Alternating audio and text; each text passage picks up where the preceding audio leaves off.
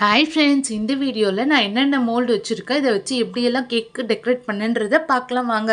இது இருந்துட்டு alphabet mould. இதை வச்சு நம்ம கேக்கில் இருந்துட்டு மேலே நேம்லாம் எழுதுறதுக்காக யூஸ் பண்ணலாம். இது மேலே கிளிப்ஸும் கொடுத்துருக்கேன். இந்த கேக்கு இது மோல்டெல்லாம் வச்சு யூஸ் பண்ணதெல்லாம் நான் கொடுத்துருக்கேன். நீங்கள் பாருங்கள், இது சாக்லேட் மோல்டு. இதை வச்சு நான் கேக்கில் பிளாக் ஃபாரஸ்ட் கேக்கு அந்த மாதிரியெல்லாம் டெக்கரேட் பண்ணுவேன். அதே மாதிரி தான் இருந்துட்டு இந்த மோல்டும் வச்சுட்டு தான் வந்துட்டு இது ஹார்ட் ஷேப்பில் இருக்கும். இந்த மோல்டு வச்சும் வந்துட்டு மோஸ்ட்லி சாக்லேட்டில் கார்னிஷ் பண்ணுறதுக்கு அந்த மாதிரி யூஸ் பண்ணிப்பேன்.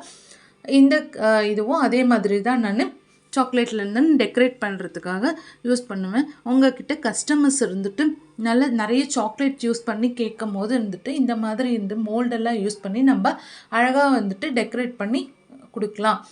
இதே மாதிரி தான் இந்த மோல்டும் ஹார்ட் ஷேப்பில் இருக்கும். இதை வச்சு டெக்கரேட் பண்ணும்போது சூப்பராகவும் இருக்கும். இதுவும் ஹார்ட் ஷேப்பில் தான். மோஸ்ட்லி நான் நிறையா ஹார்ட் ஷேப் மோல்டும் வச்சுருக்கேன். இது ஹார்ட் ஷேப்பில் டெக்கரேட் பண்ணும்போது பார்க்குறதுக்கு நல்ல லுக்காக இருக்கும்.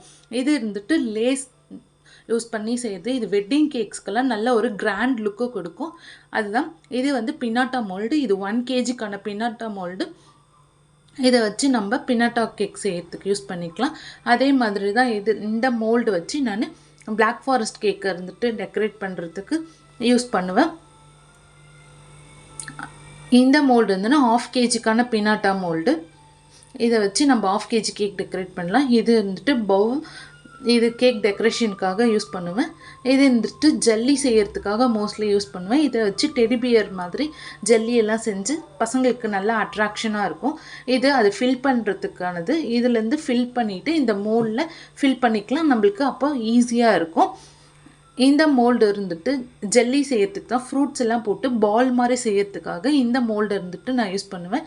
இது இருந்துட்டு சாக்லேட் கார்னிஷ் பண்ணுறதுக்காக யூஸ் பண்ணுற மோல்டு.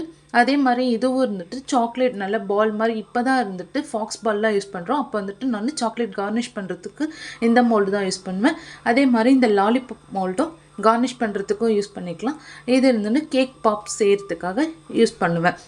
இது இருந்துட்டு பேபி ஷவர் கேக்கு ஃபாண்டன் பேபி செய்கிறதுக்காக இந்த மோல்டு தான் யூஸ் பண்ணுவோம். இது பண்ண கிளிப்ஸும் நான் மேலே கொடுத்துருக்கேன்.